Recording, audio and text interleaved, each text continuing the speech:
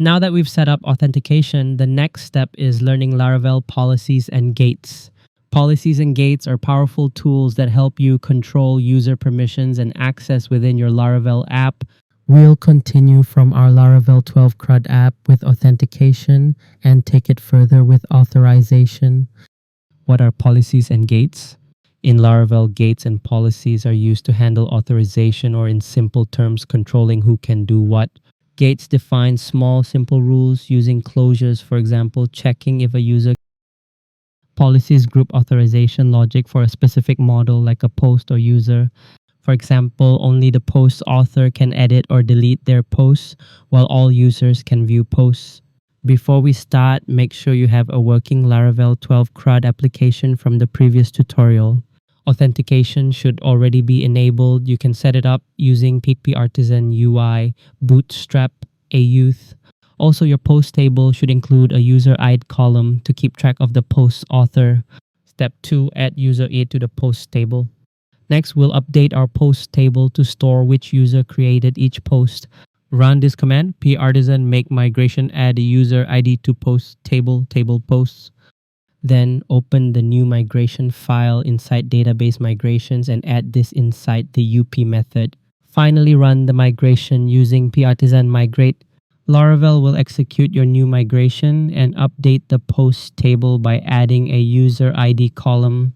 This confirms your migration worked correctly. The user ID column was added and is linked to the users table.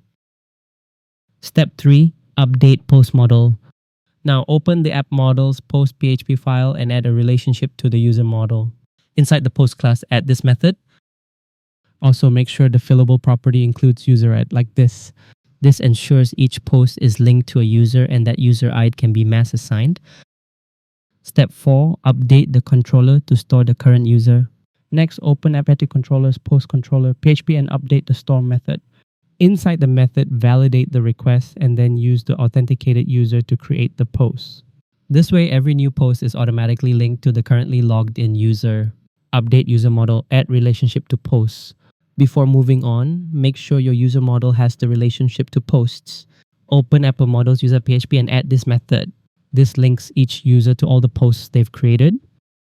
Step 5, create a policy for posts. Now let's create a policy for the post model. Run this command partisan make policy, post policy, model, post. This will generate a new file inside app policies, post policy PHP. It includes default methods like view, update, delete, and more, which we'll use to control what each user can do with a post. Step 6, define authorization rules. Now open app policies post policy.php and update it like this. This means only the author of the post can update or delete it, no one else. Step 7, register the policy. Next, open app providers, auth service provider, PHP and register the policy. Inside the class, update the policies array like this. This tells Laravel to use the post policy whenever it needs to check permissions for the post model. Step 8, apply authorization in the controller. Now let's apply our authorization rules inside the post controller. Open app HTTP controllers post controller, PHP and add authorization checks before editing, updating, or deleting a post. This ensures only the post owner can edit or delete their posts, keeping your app secure and properly authorized. Step 9, hide edit and delete buttons in views. Finally, let's hide the edit and delete buttons from users who don't own the post. Open resources, views, posts, index, blade, p, and wrap your buttons with the @can directives. Now, only the post owner will see these buttons, keeping your interface clean and secure.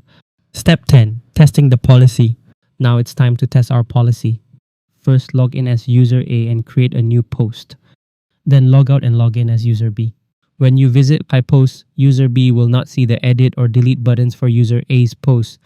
And if user B tries to access post 11 edit directly, Laravel will automatically show a 403 forbidden page. That means our policy is working perfectly.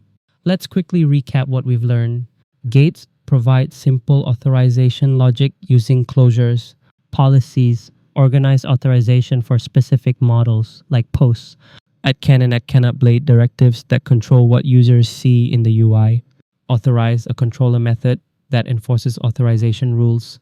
Together, these make Laravel's authorization system both powerful and easy to use. Now let's run our Laravel development server. I'll open the terminal and type PHP artisan serve. Once it's ready, open your browser and go to localhost 8000. First, go to the register page and create a new account. Once registered, Laravel will automatically log you in and redirect you to the home page, which takes you straight to the posts section. All right, now let's create a new post. Click on the Create Post button. This will take you to the post creation form. Enter a title and some content for your post, then click Save. After saving, you'll be redirected back to the post list and you'll see your new post displayed right there. This will open a detailed page showing the full title and content of that post.